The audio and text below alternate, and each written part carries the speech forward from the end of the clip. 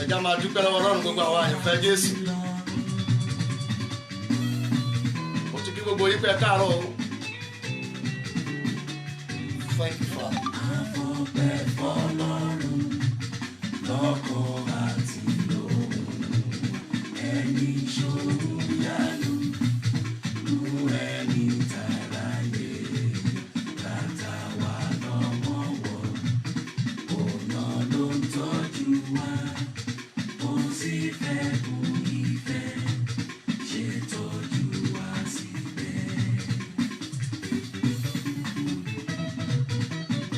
Thank you, Jesus.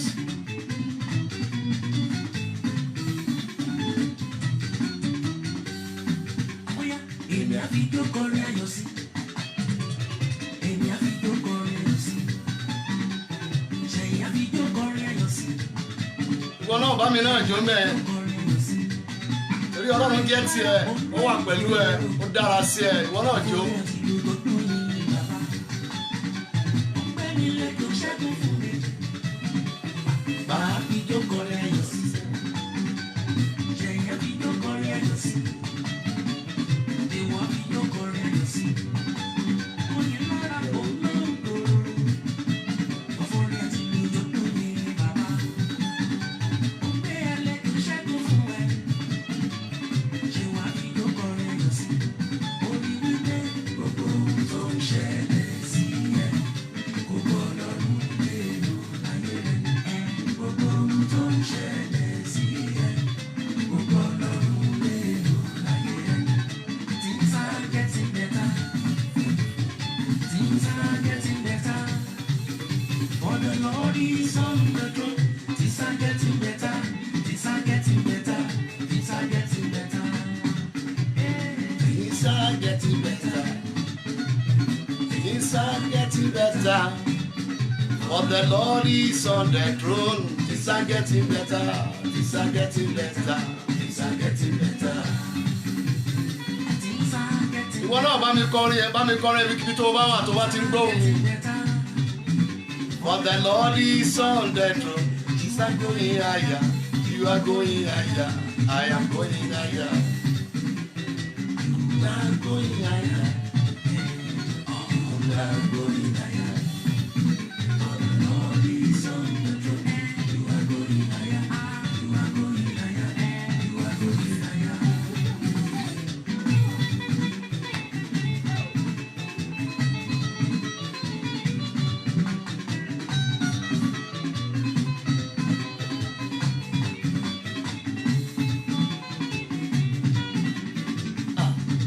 Jésù, alágbàwí ẹ̀dá, alákòóso ọ̀run, ẹni máa ló lógo jùlọ. Oyigiyigi Jésù, alágbàwí ẹ̀dá, alákòóso ọ̀run, ẹni máa ló lógo jùlọ. Oyigiyigi bàbá wa, alágbàwí ẹ̀dá Ọlọ́run. Ìwọ náà dúpẹ́ lọ́wọ́ Jésù. Amen. Amen. Bíbélì pé níwájú Ọlọ́run ní ẹ̀kún ayọ̀ wà àti inú dídùn títí láéláé. Yorùbá náà máa ń sọ wọ́n ní inú ẹni kì í dùn kéèyàn pamọ́ra. Gbogbo ẹ tí ayọ̀ Ọlọ́run wà nínú yín tó sì tẹ̀sí mọ̀ wípé ayọ̀ Ọlọ́run ò ní agbára yín. Mo kí yín káàárọ̀ ní gbogbo kíbi tí ẹ bá ti ń gbóhùn mi. Ilé tó wù kẹ́ wà, ṣọ́ọ̀bù tó wù kẹ́ wà, ibikíbi tí ẹ bá wà tẹ́ ti ń gbóhùn mi. gbogbo ẹ̀yin àyànfẹ́ Ọlọ́run mo kí pé ẹ kú ojúmọ́ ẹ káàárọ̀ ọ̀rẹ́ yín náà ni Timothy Ọbáfẹ́mi mo kí gbogbo ẹ̀yin ọmọ Ọlọ́run láàárọ̀ yìí pé lórúkọ Jésù yóò dára fún wa jù báyìí lọ ọ̀nà wa yóò là jù báyìí lọ ìṣẹ́gun yóò jẹ́ tiwa jù báyìí lọ ọ̀tá yóò sì jẹ̀bi lórí ọ̀rọ̀ ayé wa láàárọ̀ yìí a ní ká tún bá Ọlọ́run sọ̀rọ̀ láàrin ìṣẹ́jú díẹ̀ eléyìí tí àjọ máa ń nípọ̀ lórí ìpàdé yìí gbogbo ẹ̀ pátápátá abẹ́ orí ọ̀fẹ́ Ọlọ́run ló wà bíbélì pé èèyàn kò lè rí ohunkóhun gbà bí kò ṣe a bá fún láti ọ̀run wá gbogbo ẹ̀ tẹ́ ti rí owó Ọlọ́run láyé yín láàrin ìṣẹ́jú díẹ̀ péré ṣe báyìí mo fẹ́ kẹ́ bá mi dúpẹ́ lọ́wọ́ Ọlọ́run ẹ jẹ́ ká jọ dúpẹ́ lọ́wọ́ Jésù ẹni tó fún wa láǹfààní ohunkóhun rere tí èèyàn bá dà láyé àǹfààní ni wọ́n fún kò dẹ̀ lè rí gbà àfi tí Ọlọ́run bá yọ̀ǹda ẹ̀ fún látọ̀run wá torí pé Ọlọ́run wá yìí bíbélì pé rere ni Olúwa ẹ̀bùn rere àti ẹ̀bùn pípé láti ọwọ́ rẹ̀ ló ti ń wá so Ọlọ́run tó fún èmi àti ní àǹfààní rere láti lò láti ní àwọn nǹkan rere tí a ní ẹ jẹ́ ká dúpẹ́ lọ́wọ́ rẹ̀ láàrin ìṣẹ́jú kan péré Ọlọ́run o ṣé o fún àǹfààní tó fún mi àǹfààní tó fún mi láti dá nǹkan rere láyé láti ní nǹkan rere láyé àǹfààní tó fi yí mi ká lórí ọmọ lórí iṣẹ́ lórí ilé mo dúpẹ́ fún àǹfààní tí mo rí gbà tó jẹ́ kójú ó tì mí ó jẹ́ kí àyè mi ó há ìwọ ni Ọlọ́run tó fi àyè gbà mí ìwọ náà dúpẹ́ lọ́wọ́ Ọlọ́run níbikíbi tó bá wà Ọlọ́run tó fi àyè gbà ẹ́ láti ṣe rere àwọn kan fẹ́ ṣe rere ṣùgbọ́n wọn ò ráàyè ẹ̀ kò sí àyè fún wọn láti ṣe rere yẹn àwọn kan fẹ́ dìde láyé àwọn kan fẹ́ di ńlá láyé ṣùgbọ́n wọn ò ní àyè láti ṣe rere ṣùgbọ́n ìwọ ní orí ọ̀fẹ́ o ní àǹfààní o dẹ̀ ní àyè láti ṣe rere ó yẹ kémi àti ìjọ dúpẹ́ lọ́wọ́ Ọlọ́run kó ṣe púpọ̀ dúpẹ́ lọ́wọ́ Ọlọ́run ẹni kí tó bá ti ń wò mí bàbá mo dúpẹ́ fún àǹfààní àti ààyè eléyìí tó fún mi láti sìn ọ́ láti mọ̀ ọ́ àti láti ṣe rere bàbá dúpẹ́ fún orí ọ̀fẹ́ àti ààyè tẹ́ tún fún wa lónìí láti rí àwọn olùfẹ́ láti gbọ́ra wa láti ríra wa Ọlọ́run àwa dúpẹ́ lọ́wọ́ ẹ̀ láàárọ̀ yìí bàbá ògo ni forúkọ rẹ ní orúkọ ti Jésù Olúwa wa ẹ jẹ́ ká gbàdúrà ní orúkọ Jésù bàbá wa àti Ọlọ́run wa dúpẹ́ ní ọwọ́ rẹ láàárọ̀ yìí àdúpẹ́ lọ́pọ̀lọpọ̀ fún orí ọ̀fẹ́ tá a rí gbà àdúpẹ́ fún àǹfààní tó fún wa àdúpẹ́ fún àwọn ìṣẹ́gun àtẹ̀yìnwá àdúpẹ́ pé òun gbè wá níjà àdúpẹ́ fún ìrànlọ́wọ́ àtẹ̀yìnwá àdúpẹ́ pé ìwọ ni ò jẹ́ kójú ó tì wá àdúpẹ́ lọ́wọ́ rẹ pé fún ọ ohun gbogbo ní ṣíṣe ènìyàn lélẹ́ ìṣòro fún o sì láwa tó bá ti gbà ẹ́ gbọ́ olóhun gbogbo ní ṣe fún ẹnikẹ́ni tó bá gbàgbọ́ Ọlọ́run àwa yìn ológo lónìí fún àǹfààní àtòrí ọ̀fẹ́ tó fún wa Ọlọ́run ẹ gba ọpẹ́ wa ògo ní forúkọ mímọ́ rẹ láàárọ̀ yìí Olúwa rán ọ̀rọ̀ rẹ jáde sí wa má jẹ́ kí ayé wa wà bákan náà mọ́ ẹ mú wa tẹ̀síwájú ju báyìí lọ jẹ́ kí ojú ó ti ọ̀tá jẹ́ kí ìṣẹ́gun ó wà jẹ́ kí ìdáǹdè ó wà ẹnikẹ́ni tó ń wò mí tó wà lórí ìso tí ọmọ aráyé so ẹ́ mọ́lẹ̀ mo pa á láṣẹ lónìí lórúkọ Jésù sí gẹ́gẹ́ bí ọ̀rọ̀ Jósẹ́fù ti dé a sì tú sílẹ̀ mo rán ọ̀rọ̀ ìtúsílẹ̀ sí wọn náà lórí ìsomọ́lẹ̀ lórí ìdèmọ́lẹ̀ tí ògidì ayé ẹ wà tí àyànmọ́ ẹ wà tí ìgbéyàwó ẹ wà tí kádàrá ẹ wà tí iṣẹ́ ẹ wà ní orúkọ Jésù ìdè yẹn já ayé ẹ sì yọ lọ ṣe rere lọ làlùyọ lọ rí nǹkan ńlá lọ ṣe nǹkan ńlá lọ dá nǹkan ńlá lọ gbá nǹkan ńlá mú program yìí kò di testimony fún ẹ bàbá jẹ́ orí bẹ́ẹ̀ ògo ní forúkọ mímọ́ ẹ ẹ̀jẹ̀ Jésù kó dà lé wa lórí ká sì rí ọ̀nà àbáyọ ní orúkọ Jésù Kristi Olúwa wa amen mo kì í káàárọ̀ ẹ̀yà àyànfẹ́ ẹ káàbọ̀ sí ìpàdé ilẹ̀kùn tó ṣí lẹ́ẹ̀kan sí ẹ rí pé alágbẹ̀dẹ wa tó tẹnu mọ́ nǹkan kan lójú kan náà ẹ ó ní nǹkan kan tó fẹ́ mú jáde ńbẹ̀ nìyẹn so tó bá rí alágbẹ̀dẹ tó ń luri lójú kan náà ó tún mọ̀ pé ó fẹ́ mú nǹkan àrà jáde nìyẹn ìpàdé àti bẹ̀rẹ̀ sí láàrin ọ̀sẹ̀ díẹ̀ ó dẹ̀ jẹ́ àkànṣe fún gbogbo ẹ̀yin ènìyàn tó ti dáa fún ṣùgbọ́n tó tún fẹ́ dáa fún yín sí fún gbogbo èèyàn tó ti di ńlá ṣùgbọ́n tó tún fẹ́ di ńlá sí fún gbogbo ẹ̀yin àyànfẹ́ Ọlọ́run tẹ́ ti ń dìde tẹ́ tó máa dìde sí fún gbogbo ẹ̀yin èèyàn tẹ́ ti ní tẹ́ tó fẹ́ ní sí láti ran ẹlòmíì lọ́wọ́ fún gbogbo ẹ̀yin èèyàn tó ti dára fún tẹ́ tó fẹ́ fa ẹlòmíì sókè pé kó dá fáwọn náà irú yín ni ètò yìí wà fún ó tún wúlò fáwọn kan náà èyí tí ọ̀tá ti Muhammad dídì sún wọn kan ògiri ó ti sún wọn kan ilẹ̀ gbígbẹ ó ti sún wọn kan odi eléyìí tí ọ̀tá ti sún kan okun tí wọ́n wẹ̀yìn tí wọ́n rọ̀tà ṣùgbọ́n tí wọ́n wọ wájú tí ò sí ọ̀nà àbáyọ mọ́ irú yín ni ìpàdé yìí wà fún mo fẹ́ kẹ́ fún mi ní ọkàn yín láàrin ìṣẹ́jú díẹ̀ Olúwa yóò lò mí láti rán ọ̀rọ̀ rẹ̀ sí yín ayé yín ilé yín iṣẹ́ yín kì yóò sì wà bákan náà mọ́ praise the Lord praise the Lord. Now ká tó tẹ̀síwájú gẹ́gẹ́ bí ìṣe mi bíbélì pé àwa ń jà kì í ṣe bí ẹni tó ń lu afẹ́fẹ́, èmi ń jà kì í ṣe ẹni tó ń lu òjìji, ohun ìjà mi kì í ṣe tara ṣùgbọ́n ó ní agbára nínú Ọlọ́run láti wọ ibi gíga palẹ̀. Ẹ̀rí gbogbo èrò làwa ń dè nígbèkùn, a sì ń tẹ̀wọ́ lórí ba fún ìgbọràn Kristi. So torí náà láàárọ̀ yìí mo dúró pẹ̀lú ìhámọ́ra Olúwa Ọlọ́run ẹ̀mí àwọn wòlíì. Bíbélì pé gbé gbogbo ìhámọ́ra Ọlọ́run wọ̀ kẹ́ bá lè dúró tiiri sí ọjọ́ ibi, kẹ́ sì lè dojú ìjà kọ gbogbo àrékérekè ọ̀tá. Sátánì ò lágbára, àrékérekè ló ní, ṣùgbọ́n àwa ní ohun ìjà èyí tó lágbára nínú Ọlọ́run láti lè túká láti fàtú gbogbo àrékérekè Sátánì. Mo fẹ́ gbàdúrà ibi tí irọ́ ọ̀tá tì ẹ́ dé, tí ayé ẹ́ dé, tí ṣẹ́ ẹ́ dé, mo rán ìhámọ́ra òtítọ́ síbẹ̀ ní orúkọ Jésù ká tú ayé ẹ sílẹ̀. Lọ ṣe rere bí mo ṣe ń wò ẹ́, lọ ga láyé kó sì lọ gba ẹ̀tọ́ ẹ, bẹ́ẹ̀ ni yóò sì rí lórúkọ Olúwa. So láàárọ̀ mo dúró lórí àpáta Kristi, mo sì gbé gbogbo ìhámọ́ra Olúwa Ọlọ́run àwọn ọmọ ogun wọ̀. Mo bá gbogbo ète irọ́ èké ọ̀tá jẹ́ lórí ayé ẹ, lórí iṣẹ́ ẹ, lórí ìdáwọ́lé ẹ. Mo rán ìhámọ́ra òtítọ́ síbẹ̀ ní gbogbo tí wọ́n fi èké àti irọ́ dì ẹ́ mọ́, àti gbogbo agbára tó wà lábẹ́ irọ́ àti èké tí wọ́n yun ayé ẹ jẹ. Mo rán òtítọ́ Ọlọ́run síbẹ̀ láàárọ̀ yìí ní orúkọ Jésù. Ó yá gba ìdáǹdè ẹ, wàá ṣe rere o, wàá dẹ̀ ní tẹsímọ́nì. Ògo Ọlọ́run máa farahàn láyé ẹ, ọ̀tá yóò tẹríba fún ẹ, bẹ́ẹ̀ ni yóò rí lórúkọ Olúwa. Praise the Lord. Ká tó tẹ̀síwájú mo fẹ́ kẹ́ gbàdúrà méjì yìí ká tó bára wa sọ ọ̀rọ̀ Ọlọ́run díẹ̀ ká tó lọ nínú àdúrà. Mo dúpẹ́ lọ́wọ́ gbogbo ẹ̀yin bàbá gbogbo nínú ìgbàgbọ́.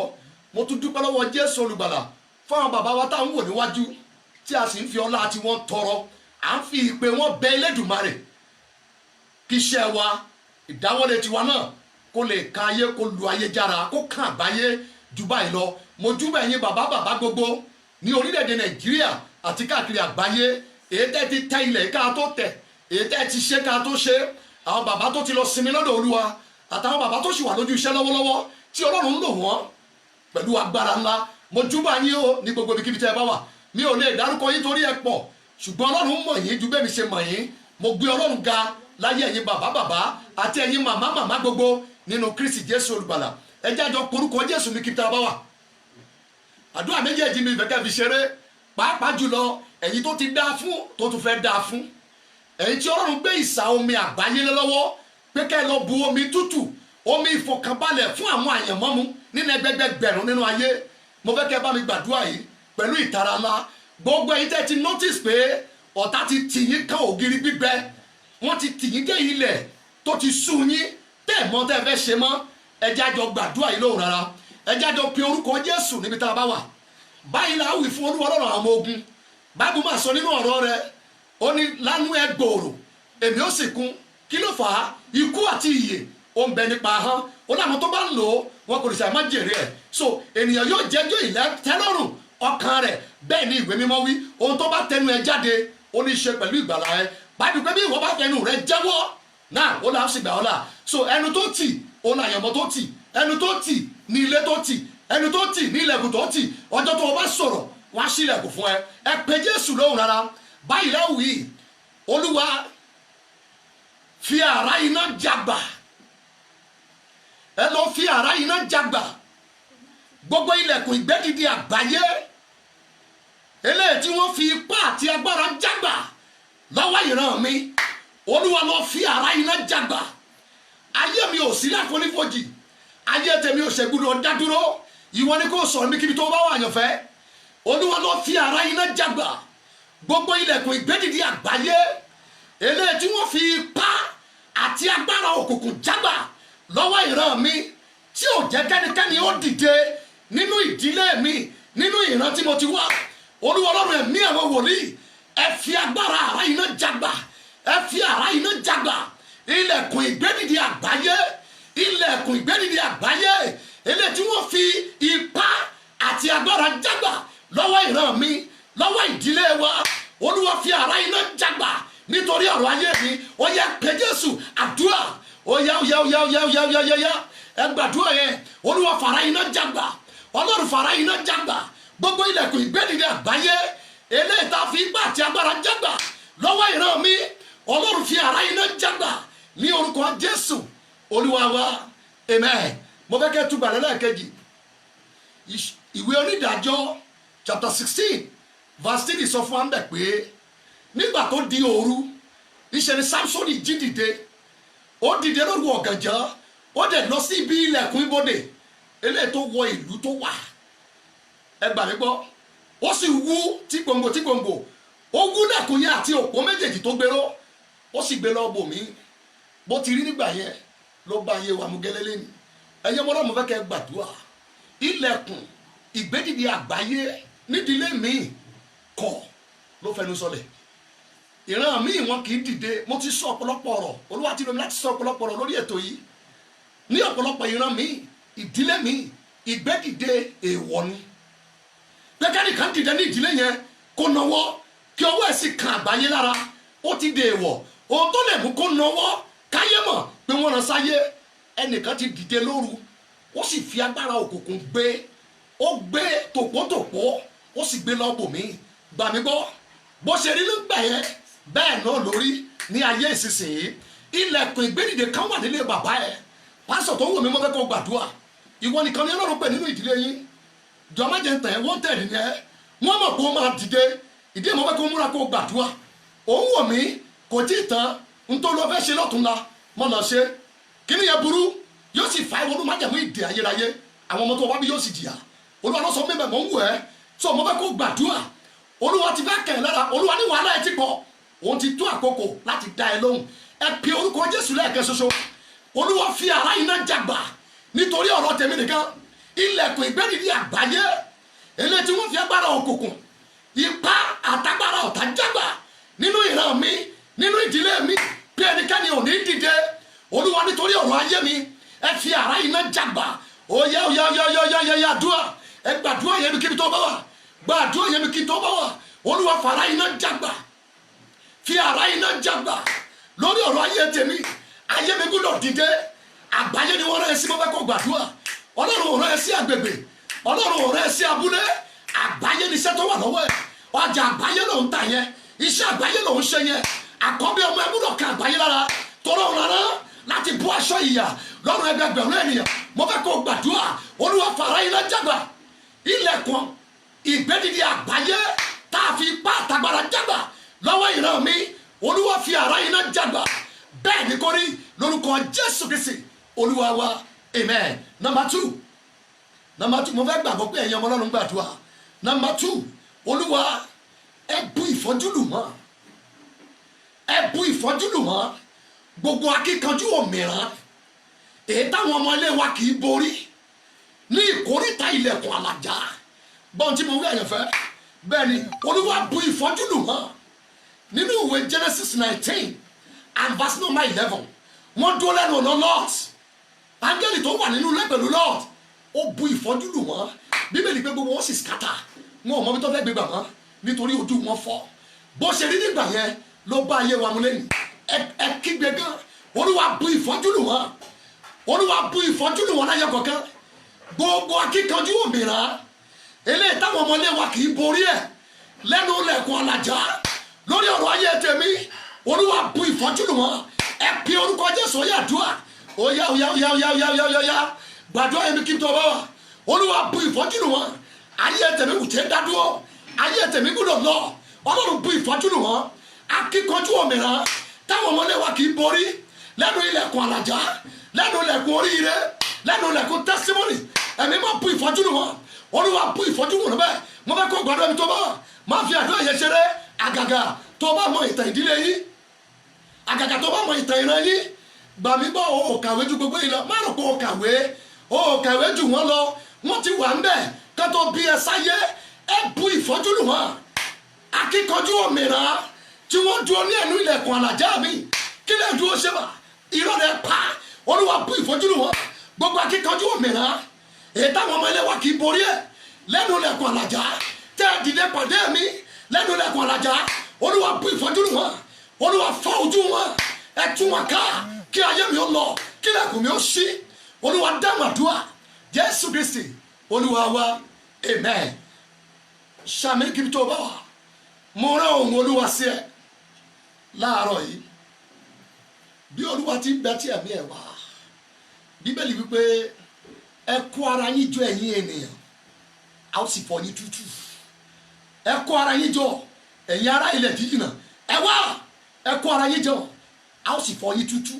ẹ bímọ pọ̀ yóò dasán ẹ sọ̀rọ̀ náà kì yóò sì dúró nítorí ọlọ́run wà pẹ̀lú wa. mo rán ìfọ́jú kíkorò sí gbogbo òmìrán akíkanjú òmìrán tó ń pàdé àwọn ọmọ ilé yín lẹ́nu ọ̀nà ẹ̀lẹ́kùn àlàjá láàárọ̀ yìí ní orúkọ Jésù ẹ gba ìfọ́jú níbi tó wà sàmì bí olúwa ti ń bẹ tí ẹ̀mí ẹ wà lórúkọ Jésù ti Násárẹ́tì. ilẹ̀kùn ìgbẹ́dìde àgbáyé eléyìí tí wọ́n fi ipá àtagbára jágbà nínú ìran ẹ nítorí ọ̀rọ̀ tí ẹ bọ̀dá nítorí ọ̀rọ̀ tí àǹtí lórúkọ Jésù ó yá gba ilẹ̀kùn yẹn padà ayé ẹ dìde padà wàá dẹ̀ ṣe rere gbọ́wọ́ ní kí n sọ fún ẹ wàá ju bàbá ẹ lọ láyé lórúkọ Jésù wàá ju ìdá ìyá ẹ yọ ibi tó ti dá bàbá ẹ dúró tá a ti dá ìyá ẹ dúró sàmìlẹ̀ mẹ́ta ayé ẹ fò kọjá bẹ lọ ṣe rere bẹ́ẹ̀ ni yóò sì rí ó ti rí bẹ́ẹ̀ ògo ni forúkọ olúwa lórúkọ Jésù olúwa wa amen amen praise the Lord praise the Lord. náà ẹ̀yin ọmọ ọlọ́run láì gbà yín lákòókò àdúrà díẹ̀ péré la fẹ́ gbà níparí ètò yìí. àdúrà yìí wà fún àwọn èèyàn tọ́lọ̀ ti ń gbé dìde tọ́lọ̀ tún máa gbé wọn dìde. mo sọ ní ìbẹ̀rẹ̀ rọ̀ mi àwọn tó ti dá fún tí yóò tún dá fún àwọn tó ti dìde tí yóò tún dìde. ẹ gbọ́ o àdúrà yìí wà fún àwọn tó ti dìde ṣùgbọ́n tí wọ́n fẹ́ jábọ́ mọ́ àwọn tó ti dìde ṣùgbọ́n tí wọ́n ní gbà fún ọ̀tá láti ré wọn lẹ́pa láti ìsàlẹ̀. àkókò yìí mo fẹ́ kẹ́ kíyèsí mi ohun tó dára ní kílẹ̀ kò sí fún ayé ènìyàn ohun tó burú nígbà tí ọ̀tá bá ṣàṣeyọrí tó sì tilẹ̀kùn mọ́ àyànfẹ́ ọlọ́run. ẹ̀yin ọmọ ọlọ́run ẹ̀ wo bí dáadáa a kò lè sà má fi ìdí ọ̀rọ̀ ọlọ́run múlẹ̀. mo fẹ́ kẹ́ kíyèsí mi nínú ìwé wòlíì Àìsáyà chapter 22 ibẹ̀ láti bẹ̀rẹ̀ ọ̀rọ̀ wa láàárọ̀ yìí chapter 22 the book of Isaiah chapter 22 from verse 20 to 22 as well. Isaiah chapter 22 and verse 20 to 22 ẹjá bẹ̀ láti bẹ̀ so ká lè mọ́jú òpó tá a fẹ́ gbà mo fẹ́ kẹ́ dira yín lámùrè ká bá lè gbàdúrà gidi láàárọ̀ yìí. ìwé wòlíì Àìsáyà orí ìkejìléníogún ẹsẹ̀ 20 sí 21 bákan náà. yóò sì ṣe ní ọjọ́ náà ní èmi ó gbé Eliakimu ìránṣẹ́ mi ọmọ Hilkiah Eliakimu lọ́nà fẹ́ fún ní special treatment ń bí so spiritual Eliakim òun náà wà bí lẹ́ni tó ń gbọ́ mi. verse 21 èmi ó sì fi aṣọ ìgúnwà rẹ wọ̀ ọ́ èmi ó sì fi àmùrè rẹ dì í.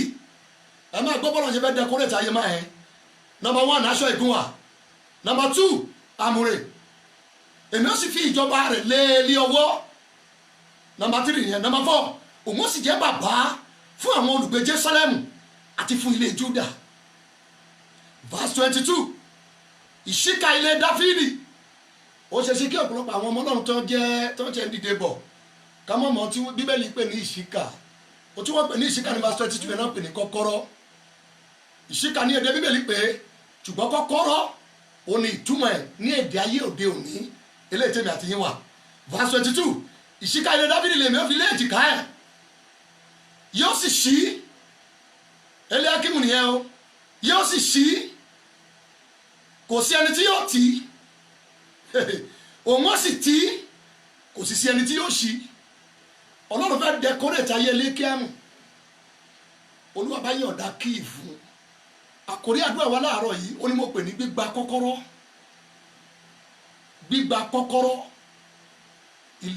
ilẹ̀kùn alájà gbogbo lẹ̀kùn ló ní kọ́kọ́rọ́ tiẹ̀. ẹ̀yin ọmọ ọlọ́run ilẹ̀kùn tó fẹ́ fi ṣí ilẹ̀kùn mọ́tò ẹ ó yàtọ̀ sí kọ́kọ́rọ́ tó fẹ́ fi ṣí ilẹ̀kùn géètì ilé ẹ. gbogbo lẹ̀kùn pátá ló ní kọ́kọ́rọ́ tó tọ́ tó bámu láti ṣí ilẹ̀kùn yẹn. bí ilẹ̀kùn bá tì tí ò bá ti sí kíì ọmọ aráyé á sì máa já tí ò bá ti sí kíì wọ́n á sì fọ́ tí ò bá sí kíì ó parí wọ́n sì fa ilẹ̀kùn yẹn ya. but ibi tí mo lọ láàárọ̀ yóò yàtọ̀ gbogbo lẹ̀kùn ló ní kọ́kọ́rọ́ tó bámu láti ṣí.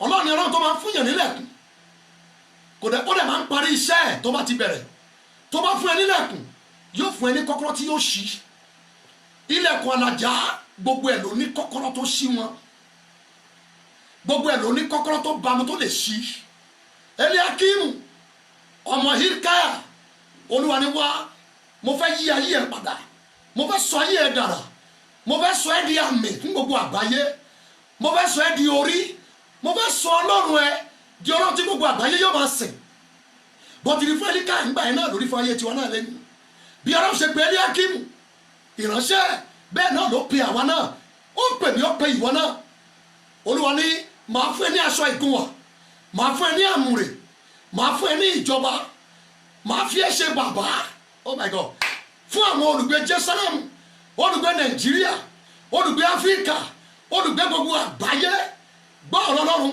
mo rán mi sí ẹ láàárọ̀ yìí agbára tó há ẹ mọ́ ibi tó wà yẹn ní orúkọ Jésù àrá iná Olúwa fa ayé ẹ jáde síta ìjọba ó ti tó àkókò fún ẹ láti jáde ó ti tó àkókò fún ẹ láti jáde ní àhámọ́ ó ti pẹ́ bẹ́ẹ̀ ó ti tó time káyé celebrate ẹ ó ti tó time kí wọ́n pe Ọlọ́run mọ́ ẹ lára ó ti tó time kí ayé tẹríba fún Ọlọ́run tó ń sìn gbọ́miyé nígbà tó di verse 22 Olúwa ní sọ́wọ́n ní gbogbo nǹkan tí mo ṣe ní verse 21 yìí ilẹ̀kùn ló bá dé jẹ́ kí n fún ẹ ní key èyí tó sílẹ̀ sí gbogbo tí mo plan láti ṣe fún ayé ẹ nínú ìwé Revelation ẹ jáwọ́ ìwé ìfihàn orí kẹta ẹwọ tí mo rí mẹ ẹsẹ̀ ìkeje ẹ ìwé ìfihàn orí ẹlẹ́ẹ̀kẹta ẹsẹ̀ ìkeje Revelation 3:7 àti sẹ́ńgẹ́lì ìjọ ní Philadelphia kọ̀wé nǹkan wọ̀nyí ni ẹni tí ó jẹ́ mímọ́ ní wí ẹni tí ṣe olóòótọ́ ẹni tó ní kọ́kọ́rọ́ Dáfídì ẹni tó ṣí tí kò sí ẹni tí ó tì í ẹni tí ó sì tì tí kò sí ẹni tí yóò ṣí oh my God ìsọtẹ́lẹ̀ Jésù olùgbàlà látàyè Eliakimu ó ṣe mọ́ Jésù lára Ọlọ́run wá pé ìjọ Philadelphia ó ní ẹ jẹ́ kí n fún yín ní kí ẹ má ṣọ́ọ̀gù bí àwọn tó kù ṣe ń ṣe lánàá ẹni tí ò ní kí Yorùbá máa sọ wọ́n ní fi ìdìgbọ̀n sílẹ̀kùn ẹni tó ní kí nílẹ̀kùn máa dá lóhùn tó o bá dẹnu ilẹ̀kùn yóò máa bèèrè lọ́wọ́ pé ǹjẹ́ o ní kí àwọn ilẹ̀kùn kan wà gbà mí gbọ́ láì lo kọ́kọ́rọ́ fún wọn ò ní ṣí bọ̀rọ̀ Olúwa ní ìjọ Philadelphia mo fẹ́ fún yín ní kí kọ́kọ́rọ́ ilẹ̀ máa lò lẹ́ẹ̀fi yàtọ̀ sí àwọn ìjọ míì tó kù ayé yìí yóò máa jọba ìjọ yìí yóò máa jọba láàrin ayé láàrin àwọn ọ̀tá ẹ máa jẹun lórí tábìlì níwájú àwọn ọ̀tá yín ẹ máa wà níwájú àwọn ọ̀tá yìí yóò máa di ìrù ẹ máa di orí ayé yìí yóò máa jẹ́ kìkì orí ẹ máa lékè sá Ọlọ́run sọ wọn pé àṣírí tó wà ń bẹ̀ ó ní kí n fún yín ní kọ́kọ́rọ́ ayé yìí ayé mi mọ kọ́kọ́rọ́ lò ní gbogbo tó wà láyé ló ní kọ́kọ́rọ́ ẹ̀mí ẹ ẹ̀mí mi kọ́kọ́rọ́ ẹ̀ ọwọ́ Ọlọ́run ló wà kò sí tó wà láyé tí ò ní kọ́kọ́rọ́ tó ń ṣí wọn ọ̀kadà tó ń wà yẹn ò ní dẹ́wọ̀n àfi tó o bá lo kọ́kọ́rọ́ gbogbo tó wà láyé láti dá wọn aṣọ wọn pọ̀ kọ́ lè máa dá kọ́kọ́rọ́ lóhùn kí wọ́n tó fọ̀hún bẹ́ẹ̀ náà ni ayé èèyàn ìgbéyàwó èèyàn iṣẹ́ ìránṣẹ́ èèyàn tó o bá wà nínú iṣẹ́ Olúwa o láti mọ kọ́kọ́rọ́ tó ṣí tó ń tì Olúwa sọ Pétérù pé mo fún ẹ ní kọ́kọ́rọ́ ìjọba Ọlọ́run ohun tó bá dè láyé ohun téèyàn bá tì dídè tí wọ́n sọ ń bẹ̀ yẹn in the original context nínú Greek language títì yẹn ó ṣàpẹẹrẹ ṣíṣí tí wọ́n náà bá ṣí nǹkan ṣe ni wọ́n túlẹ̀ ohun tá a bá dè ṣe láti láàárọ̀ yìí ayé ẹ tó tì àṣì ayé ẹ lẹ̀ iṣẹ́ ẹ tó tì àṣì iṣẹ́ ẹ lẹ̀ àjọṣepọ̀ lóore tí ó là ẹ́ láyé ṣùgbọ́n tí ayé ti tì pa lórúkọ Jésù àtú ẹ lẹ̀ àṣì ẹ lẹ̀ lọ́pàdé ẹ tó ga lọ́gba oore tó ga ǹjọ́ ọmọ láì ní kọ́kọ́rọ́ yóò ṣòro kílẹ̀kùn tó dá Olúwa ẹ̀ lóhùn arán mi sí ẹ lónìí pé kí n wá present kọ́kọ́rọ́ márùn fún ẹ èyí tó lè ṣílẹ̀kùn ní gbogbo ilẹ̀kílẹ̀ tó lè ṣílẹ̀kùn ní gbogbo ìlú ó lè ṣílẹ̀kùn ní gbogbo àwùjọ káwùjọ tó bá wà kò sí bí ilẹ̀ ṣe lé tó mẹ́ tó o bá ní kọ́kọ́rọ́ márùn yìí sà gbà mí gbọ́ má tiẹ̀ wulẹ̀ lọ márùn tán ẹyọ kan ti tó fún ayé ẹlòmíì àgàgà tó bá wá kó márùn dání kò sí ilẹ̀ tó dé àwùjọ tó dé ìlú tó dé ilé tó dé tí ilẹ̀kùn ò ní ṣí ẹni tó ní kọ́kọ́rọ́ lọ́wọ́ tó lè bá ilẹ̀kùn yẹn mú òun ni yóò ṣílẹ̀kùn tí yóò sì wọlé. Láàárọ̀ yìí a ṣílẹ̀kùn fún ẹ. Mo ní lórúkọ Jésù ilẹ̀kùn yẹn tó tì á ṣí padà. Jẹ́ kí n pèsè àwọn kankan fún ẹ olùfẹ́. Nígbà tá a bá ń sọ̀rọ̀ ilẹ̀kùn nínú ìran wòlíì, ilẹ̀kùn ṣàpẹẹrẹ òmìnira. Ẹni tá a fún nílẹ̀kùn òmìnira la fún. Yóò ní òmìnira láti ṣe ohun rere gbogbo láyé. Gbà mí gbọ́ sà, òmìnira kó ipa tó pọ̀ láti mú kí ènìyàn láyé dáhùn tí rere tó lọ́n fẹ́ kó dà. Number 2, nínú ìran wòlíì ilẹ̀kùn ṣàpẹẹrẹ ààyè tá a fún èèyàn. Ààyè tánìkan ní ṣùgbọ́n tánìkan ò ní láti dá nǹkan rere láyé. Number 3, nínú ìran wòlíì ilẹ̀kùn ṣàpẹẹrẹ àǹfààní. Number 4, ilẹ̀kùn ṣàpẹẹrẹ ọ̀nà. Ẹni tá a ṣílẹ̀kùn fún ọ̀nà la fún. Number 5, ilẹ̀kùn ṣàpẹẹrẹ ìgbédìde tàbí ìdìdí àyànmọ́ èèyàn. Ẹni tá a fún nílẹ̀kùn ṣe la fẹ́ gbé dìde. So nígbà tí Ọlọ́run bá ní kó gbálẹ̀kùn tó ṣí, ìgbédìde ló sọ fún ẹ. And then number 6, nínú ìran wòlíì ilẹ̀kùn ṣàpẹẹrẹ ìpààrọ̀ ipò. Bóyá o wà nípò tó wà ń sàlẹ̀ tẹ́lẹ̀, bàbá mú ẹ kó ní ipò ìsàlẹ̀ lọ sí ipò òkè, Olúwa sì fún ayé èèyàn nílẹ̀kùn. Number 7, nínú ìran wòlíì ilẹ̀kùn ṣàpẹẹrẹ ìfihàn àyànmọ́.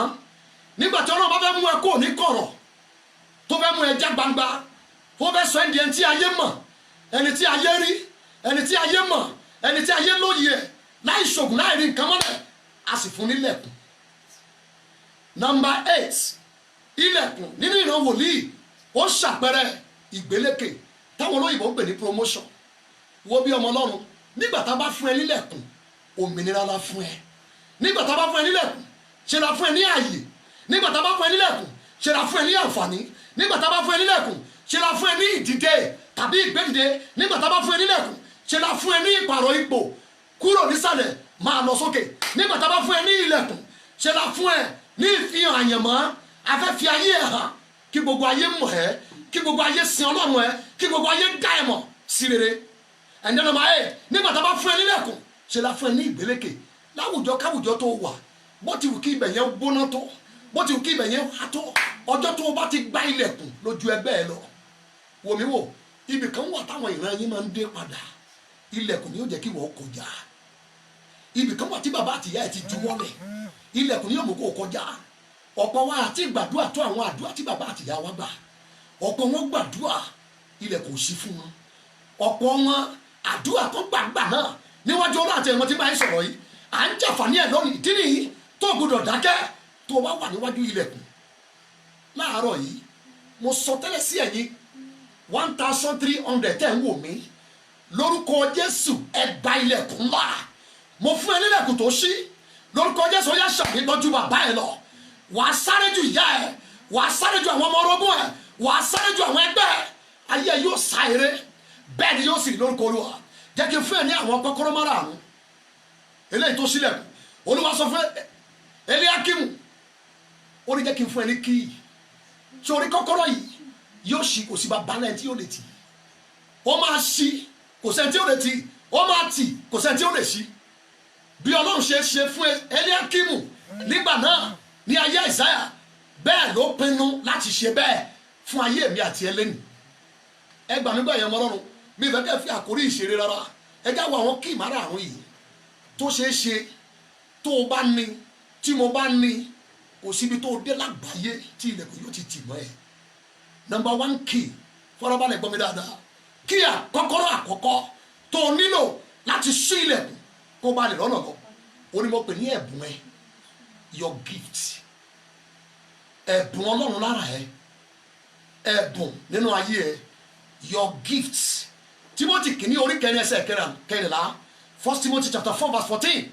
Paul apostoli sọ fún Timothy, ó ní ṣé o fẹ́ ju ìran ẹ, ṣé o fẹ́ ju bàbá ẹ, ṣé o fẹ́ bá wọn ráre nínú iṣẹ́ Olúwa, má ṣe aláìná ní ẹ̀bùn tó ń bẹ lára ẹ. Ẹ̀bùn kan wà nínú ayé ẹ, ní gbogbo lẹ̀kílẹ̀ ó lè ṣílẹ̀kùn. Ìwé Òwe chapter 18 verse 16, Ìwé Òwe 18 verse 16, Bíbélì wípé ẹ̀bùn ènìyàn àwọn bíbélì Yorùbá mi wọ́n pè ní ọrẹ yìí ni wọ́n pè ní ẹ̀bùn. The KJV version call it gifts. Ẹ̀bùn ènìyàn bíbélì pé ó máa ń fún láàyè sáàárín àwọn ẹni ńlá sáàárín àwọn alágbára nígbà tó bá bọ́ ha nígbà tó bá rẹ̀ pé ó ti kan odi nígbà tó bá rẹ̀ pé láti tẹ̀síwájú síbi tí wọ́n ti rìn lọ́wọ́ lé wo bí ọmọ Ọlọ́run má ké má lọ gbóògùn jẹ́ o wọnú ayé ẹ ẹ̀bùn wo ló wà lára ẹ èyí tó lè lọ ṣáájú ẹ kó lọ náà sí ẹ láàrin àwọn alágbára tó lè lọ sílẹ̀kùn gbàmí gbọ́ gbogbo ẹ̀kọ́ lọ̀rọ̀ skul dámi lọ́wọ́ ìwọ tó ń wò mí ọmọ Ọlọ́run ta ni Professor Joseph ta ni lecturer ẹ má ṣì mí gbọ́ mi ò sọ pé ìwé kíkà ò dá o actually tó o bá kàwé o tún rógo gbàmí gbọ́ ìwé kíkà mo pè ní decorator ní ìwé kíkà ṣe ló máa ń decorate àyànmọ́ èèyàn ṣùgbọ́n kì í yí ìpinnu Ọlọ́run padà lórí èèyàn bó ti wù kó kàwé tó o ò lè fi ọ̀rọ̀ ìpinnu Ọlọ́run yí padà ṣe ló máa fún ní added value ó máa sọ di tó wúlò ó máa ìwé kíkà yóò jẹ́ kí àyànmọ́ ẹ̀ ṣáì àti ìpinnu Ọlọ́run lórí ẹ̀ wọnú ayé ẹ̀ wò ẹ̀bùn wo ló ní ìjọ ti ṣàwárí ẹ̀bùn ẹ̀ 2 Timothy chapter 1 verse number 6 ìwé Timothy kejì orí kìíní ẹsẹ̀ kẹfà ẹgbọ́n tí Paul sọ fún ọmọ ẹ̀ nínú ìgbàgbọ́ ó ní Timothy ó ní sáà ó ní máa ru ẹ̀bùn Ọlọ́run sókè eléyìí tó wà nínú ẹ máa ru sókè jẹ́ kí ẹ̀bùn yẹn ó ṣiṣẹ́ discover ẹ̀ kó wá fààyè gbà ọmọ Ọlọ́run yẹ sunkún mọ́ irú ẹ̀bùn wo ló ní irú ẹ̀bùn má lọ sọgbọ́n irú ẹ̀bùn wo ló wà lára ẹ ẹ̀bùn tó o ní kọ́kọ́rọ́ ìṣílẹ̀kùn sí ibi tó ga sáàárín àwọn alágbára sáàárín àwọn ẹni ńlá ẹgbà mi gbọ́ tí yóò bá sẹ́bùn nínú ayé Daniel ìṣòbà ọmọ yẹn misfit ló máa jẹ́ fáyé bọ̀ wọ́n celebrate ẹ̀ nítorí pé ẹ̀bùn Ọlọ́run ọmọ yẹn ṣàwárí ẹ̀ ó dẹ̀ lo ẹ̀bùn yẹn ọmọ Ọlọ́run ìjọ ti kan ilẹ̀kùn tó tì ṣàwárí ẹ̀bùn ẹ̀ kọ́kọ́rọ́ ni fúnlẹ̀kùn láti ṣe fún ẹ ẹni tá a yan àyànmọ́tì ẹni tá a yan àlàjá tá a yan ìgbẹ́rìndé fún irú ẹ̀dá bẹ́ẹ̀ ló jẹ́ ọjọ́ tó ti ní Jésù lọ́dún tó lùgbàlà ọjọ́ yẹn ló ti ní àyànmọ́ onípele méjì gbàmígbọ́sà gbogbo àwọn àyànmọ́ wọ̀nyí gbogbo ìpinnu Ọlọ́run wọ̀nyí ẹ̀yin ilẹ̀kùn náà wà ìwọ ló máa wá fi kọ́kọ́rọ́ sí wọn kọ́kọ́rọ́ tó dẹ̀ máa lò wọ́n ń ta lọ́jà ẹ̀bùn ọ̀run nínú ayé ẹ̀ ni ṣàwárí ẹ̀bùn ẹ̀ kó o má bàa ṣerú ẹgbẹ́ ṣàwárí ẹ̀bùn ẹ̀ kí ni mò ń pè ní ẹ̀bùn ohun tó wà nínú ayé ẹ̀ tó mú kó o máa ṣe àwọn nǹkan kan láì lọ skul tó mú kó o máa ṣe àwọn nǹkan kan láì ṣe pé professor kan ó darí ẹ̀ láì ṣe pé lecturer kan darí ẹ̀ láì ṣe pé ọ̀gá kan sọ pé ṣe báyìí ó kàn ń wá láti inú ẹ̀ ó dẹ̀ ń ṣe pẹ̀lú ayọ̀ àti ìdùnnú má fojú bí ń tiẹ̀ tó o bá kẹ́gàn kó o kéré ó ṣeé ṣe kó o má da nǹkan láláyé ṣe àwárí ẹ̀bùn Ọlọ́run nínú ayé ẹ kọ́kọ́rọ́ àkọ́kọ́ ni tó o bá kan ilẹ̀ kò tó tì ṣàwárí ẹ̀bùn ẹ lára ogun tó le jù fún ènìyàn dúdú òun ni kó ṣàwárí ẹ̀bùn ẹ discovery ló máa ń ṣokùnfà recovery bí àwọn olóyìnbó ṣe máa ń sọ ohun tó o bá ti discover ẹ kò ní jẹ́ kó o recover nínú wàhálà ìdààmú táwọn ìran rẹ kó sí oyin ṣolòṣì ṣàwárí ẹ̀bùn ẹ gbàmígbọ́sà ẹlòmíì tó bá ti wọlé ọkọ ibẹ̀ náà ló jókòó pa sí àná ti wọlé ọkọ lábárẹ̀ pẹ̀tẹ̀kalẹ̀ ṣàwárí ẹ̀bùn ẹ ṣàwárí ẹ̀bùn olùfẹ́ kọ́kọ́rọ́ ni láti ṣílẹ̀kùn nígbà tó bá kan ilẹ̀kùn eléyìí tó tì gbàmígbọ́ látẹ̀mí lọ mo fi iná rú sókè ẹ̀bùn ọ̀run nínú ayé ẹ̀ èyí tí ó ṣí gbogbo dẹ̀kùn tí ó ṣí fẹ́nikẹ́ni nídìílé yín rí ní orúkọ Jésù ó yá ṣàmìlẹ̀ mẹ́ta iná Olúwa kó rú ẹ̀bùn yẹn sókè láyé ẹ̀ wàá dẹ̀ ṣe rere lórúkọ Jésù olùgbàlà kọ́kọ́rọ́ ẹlẹ́ẹ̀kejì kí ni mo pe kọ́kọ́rọ́ àkọ́kọ́ sà mo pè ní ẹ̀bùn Ọlọ́run nínú ayé ènìyàn gbogbo àwọn tó wà nínú Bíbélì pátá ẹ̀bùn lórúkálukú ṣàwárí ìwọ náà ṣàwárí tiẹ̀ gbogbo èèyàn máa celebrate ẹ later. Number 2 kọ́kọ́rọ́ kejì kò síbi táwọn kọ́kọ́rọ́ èkì ti ṣiṣẹ́ ìdí ẹ̀ mo fẹ́ kó o gbọ́ béèrè fún ṣàwárí ẹ̀ tóró wà lọ́dọ̀ ẹ̀. Number 2 ó ní mo pè ní ojú rere eléyìí tí àwọn olóyìnbó pè ní favour, ojú rere èyí táwọn olóyìnbó pa máa ń pè ní favour. ọmọ Ọlọ́run mi mọ̀ ó kàn máa ń gbọ́ ojú rere lára àwọn iṣẹ́ pàtàkì tó lágbára tí ojú rere máa ń ṣe nínú ayé ènìyàn òun ni kó ṣílẹ̀kùn tí ò ṣeé ṣí. fìdígbọ̀n ṣílẹ̀kùn my dear, ẹni tó bá ní kíì yóò wọlé. àánú ṣerú fún àwọn pásítọ̀ tí ò ṣàwárí ẹ̀bùn Ọlọ́run láyé, ebi máa pa gan. I'm telling you, lẹ́yìn tó o bá ti ṣàwárí ẹ̀bùn Ọlọ́run nínú ayé rẹ, kọ́kọ́rọ́ kejì mò ń tò ní ṣiṣẹ́ ntẹ̀lé ni torí ó tò tẹ̀léra wọn. lẹ́yìn tó o bá ti rí ẹ̀bùn Ọlọ́run tó rí lò now má jẹ́ ń tẹ̀ ẹ́ o, ẹni tó rí ẹ̀bùn ẹ̀ tó ń lo ẹ̀bùn, àwọn kan wà wọn ò tó lójú rere gbà. bọ̀ sórí wọ ara ọ̀tọ̀ òní títúrẹ̀ táwọn ọ̀run fẹ́ fún ẹ. lẹ́yìn tó bá ti ṣàwárí ẹ̀bùn ẹ̀, jẹ́ kí n fi kíní kan sí kó lè yẹ dáadáa. sórí ẹ̀bùn ọ̀run láyé rẹ̀ òun láti rú sókè kó o máa sọ́dọ̀ tún lójoojúmọ́, lóṣooṣù, lọ́sọ̀ọ̀sẹ̀, lọ́dọọdún. ṣe ló dàbí irin tó ti jẹ́ ìdárọ̀ tí wọ́n ti bọ ná irin ni, ṣùgbọ́n torí pé ìdárọ̀ wà lára ẹ̀, ẹ̀yin ẹjẹ́ kan ti bọ iná, gbogbo ìdọ̀tí yẹn máa gbọ̀n dànù. ó láti máa brush ẹ̀, ìdọ̀tí tó wà lára ẹ̀kùn ẹ̀. o lè máa ṣerú àwọn eléyìí, ọ̀nà wo ló wà gba ìdọ̀tí yẹn dànù. o lè máa ṣerú ẹ̀ nípa wíwá ìmọ̀ àti òye rí. Number 2, o lè bá ẹni tó mọ̀ jù ẹ́ lọ, o lè bá rìn, bá a ní àjọṣepọ̀ rere láàrin ìwọ àti ẹ̀, relate mọ́ ẹni tó jù ẹ́ lọ, tó mọ̀ jù ẹ́ lọ, ṣùgbọ́n tó ti ṣàṣeyọrí nínú nǹkan tó fẹ́ ṣe láyé tó láì láti ṣe.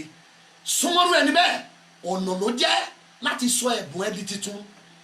bí o bá ti rí nǹkan tó máa inspire ẹ láyé, àwọn olóyìnbó sọ pé ẹni yẹn ò ní pẹ́ expire.